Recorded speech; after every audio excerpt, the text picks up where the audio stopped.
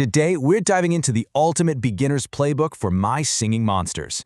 We've gone through all the forums, watched the veteran players, and basically boiled down all their best advice for navigating the early days of this surprisingly deep game. So let's get right into it.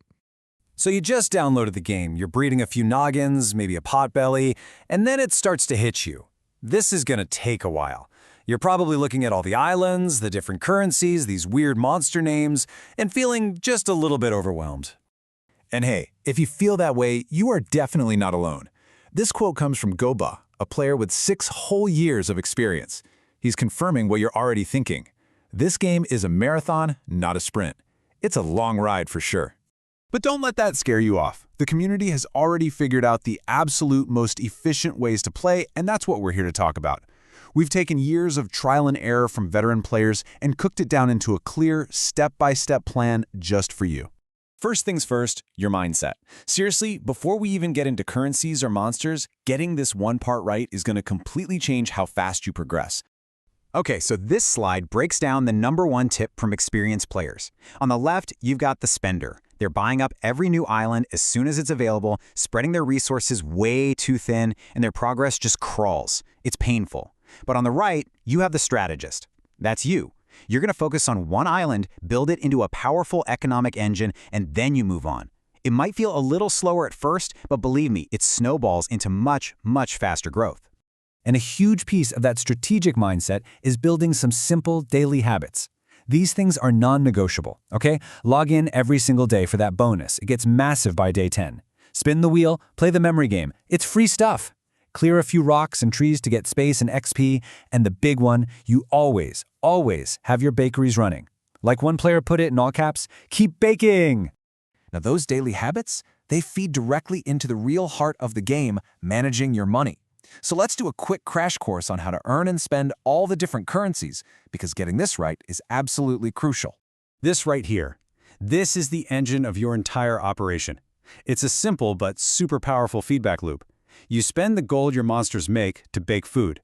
You use that food to level up your monsters, and, you guessed it, higher level monsters produce way more gold. It's an infinite loop, and your whole job is to get it spinning as fast as humanly possible. So how do you make that loop spin faster? 3 key things. 1. Get every monster to 100% happiness by placing their likes nearby. This directly boosts their gold production.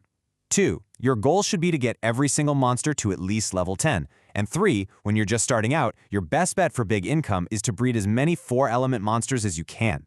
All right, let's talk about the big one, gems, or diamonds, whatever you want to call them. The community is totally unanimous on this. They are by far the most valuable and hardest to get resource in the game. How you handle your gems will literally make or break your progress. So, how do you get them without spending real money?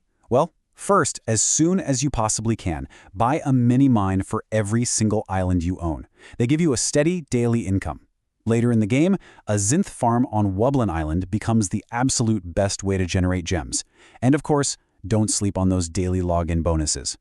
And here's the most critical part, how you spend them. Think of it as investing versus just plain wasting. Good uses are permanent upgrades, things that increase your capacity, like bonus breeding structures, extra nurseries, or upgrading your mines. These are investments that pay you back. The bad uses? Oof, they're tempting. Speeding up timers, buying monsters, it's like throwing your gems straight into a volcano. Just wait. Patience is everything. All right, let's quickly hit the other currencies. For shards, just fill your magical and ethereal islands with a bunch of simple 1-element monsters. Easy. For relics, which you need for those special Wordo monsters, your best bet is that daily spin wheel. And for keys, which you use for the little dipster monsters, you gotta hit that memory game and spin wheel every single day. Okay, now for something a lot of new players totally ignore, the social stuff. In this game, your friends list isn't just for show. It's actually one of your most powerful resources. The strategy here is really simple. The more friends, the better. You want a massive list of active players. I'm talking over 100 if you can manage it, all helping each other out. And why is this so important? Well, it all comes down to one little item, the wishing torches. So here's the play. Go find friend codes in online communities and just start adding people. Then you place at least 6 wishing torches on whatever island you're trying to breed rare monsters on. Every single friend who lights one of those torches dramatically increases your chances. It's the social contract of the game. You light their torches every day, they light yours back. It's a total win-win. All right, let's wrap this up with a little rapid-fire round of smart plays and common mistakes. This is all the stuff that veteran players wish somebody had told them when they first started. The biggest smart play of all? Patience. The game has sales on pretty much everything. Currencies, dipsters, wordos, all the time. The community's advice is crystal clear. Never, ever pay full price if you can help it. Buying dipsters when they cost 1 key instead of 7, that is a massive, massive advantage. And here they are, the top 3 rookie mistakes to avoid at all costs. Number 1, don't even think about getting a wood box early on. It costs, as one player put it, an entire bank.